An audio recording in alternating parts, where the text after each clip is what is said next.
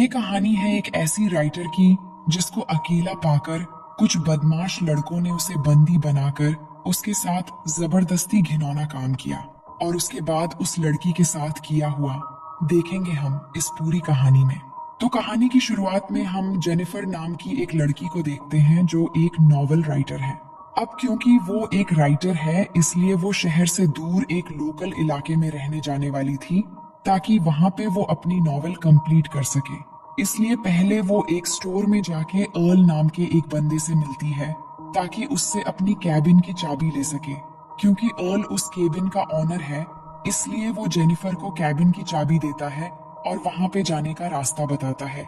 अब कुछ दूर आगे जाकर रास्ते में जेनिफर पेट्रोल भरवाने के लिए एक पेट्रोल पंप पे रुकती है जहां उसे दो लोग दिखाई देते हैं जो उसे घूर रहे थे और इनके नाम होते हैं एंडी और स्टैनली।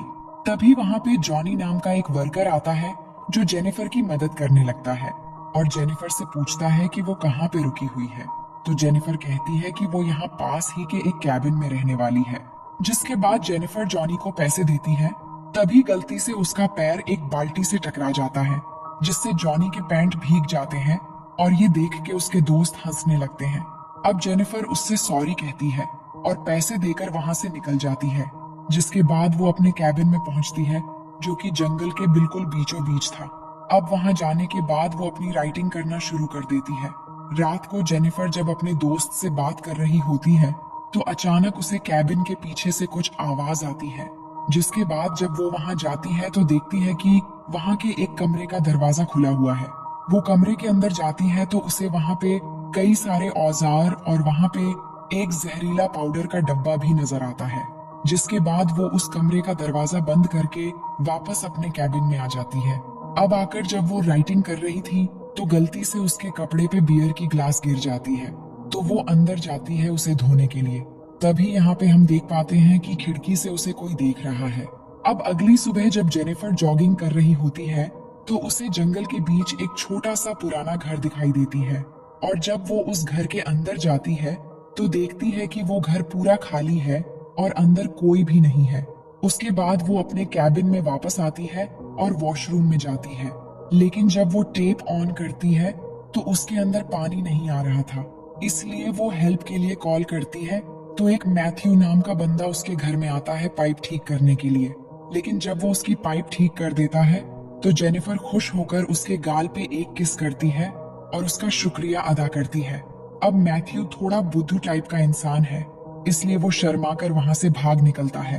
वहीं शाम को मैथ्यू स्टैनली, एंडी और जॉनी के साथ फिशिंग करने जाता है जहां वो उन्हें बताता है कि शहर की उस लड़की ने मुझे गाल पे किस किया। ये सुन के जॉनी को बहुत बुरा लगता है और उसे कहता है कि ऐसा हो ही नहीं सकता। तभी स्टैनली जॉनी को अपने कैमरे में जेनिफर की वीडियो दिखाता है।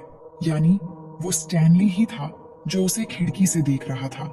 ये सब देखकर जॉनी की नीयत खराब हो जाती है और अपने दोस्तों से जेनिफर के बारे में उल्टा सीधा बोलने लगता है और कहता है कि देखना, आज रात को ही मैं इस लड़की का शिकार करूंगा। अब रात को जेनिफर जब सो रही होती है तो अचानक उसके दरवाजे से कुछ आवाज आती है और जब वो वहां जाती है तो वहां पर उसे एक मरी हुई चिड़िया दिखती है। ये देखकर वो काफी घबरा जाती है।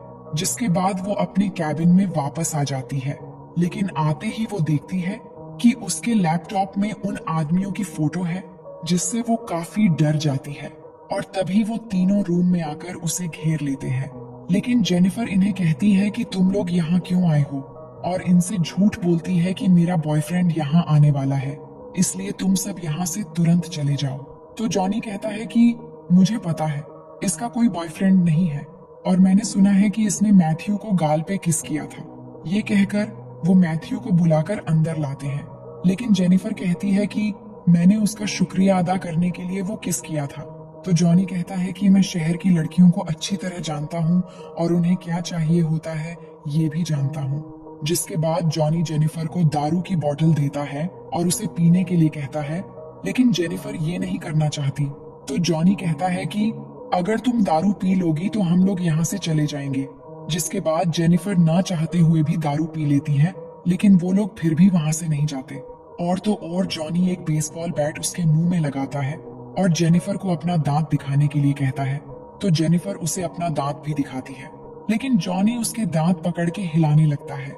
जिसके बाद एक गन निकालकर जेनिफर से कहता है कि इस गन को किस करो और इमेजिन करो कि मैं ही तुम्हारा बॉयफ्रेंड हूँ। और उस गन को किस करवाता है और गन को उसके मुंह में डालकर हिलाने लगता है।